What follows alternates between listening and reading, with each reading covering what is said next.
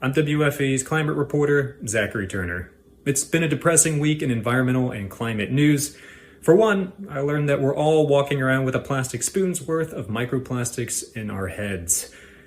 One word. Yes, sir. Are you listening? Yes, I am. Plastics.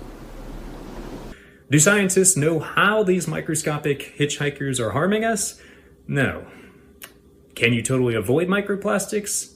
Also no. I guess this is our generation's version of burning lead gasoline. Or maybe that's PFAS. Speaking of PFAS, President Trump has withdrawn a proposed rule to stop PFAS pollution at the source. The U.S. Environmental Protection Agency set drinking water standards for 6 PFAS last April. Federal regulators had almost established a limit for PFAS discharge when Trump issued a sweeping executive order that withdrew proposed regulations from consideration. PFAS, or perfluoroalkyl or polyfluoroalkyl substances, refer to a broad family of nearly 15,000 chemicals that break down slowly in the environment, earning them the nickname forever chemicals.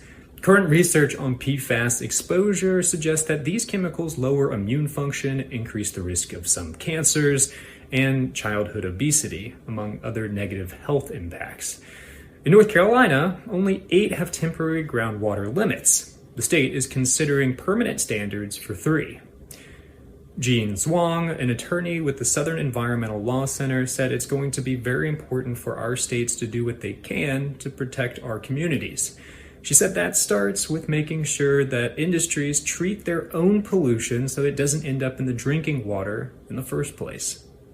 In better news, the weather's a little warmer than a couple weeks ago, and the White House endorsed the Lumbee tribe for federal recognition. North Carolina's largest tribe may soon have access to the same federal programs and funding that other federally recognized tribes receive. Meanwhile, the Charlotte Office of Sustainability and Resilience is updating its Strategic Energy Action Plan, or SEAP. The plan includes climate action goals such as cutting carbon emissions from the city's buildings and fleet by 2030. The Sustainability Office told a City Council committee Monday that it has delayed some objectives such as lowering emissions from its vehicle fleet. Now the city plans to reduce or offset all carbon pollution from light-duty vehicles by 2035. President Trump's suite of recent executive actions wasn't mentioned during the presentation, but these decisions to delay or modify city clean energy goals are happening with a new federal administration in the backdrop.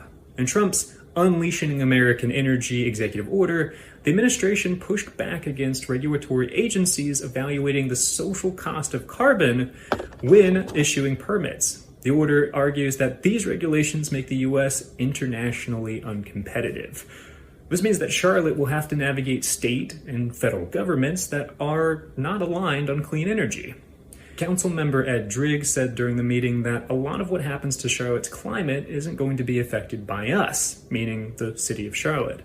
That means the city is going to have to make decisions about what it's willing to do to bring down these carbon emissions, what it's willing to invest. That's all for now. See you all next time.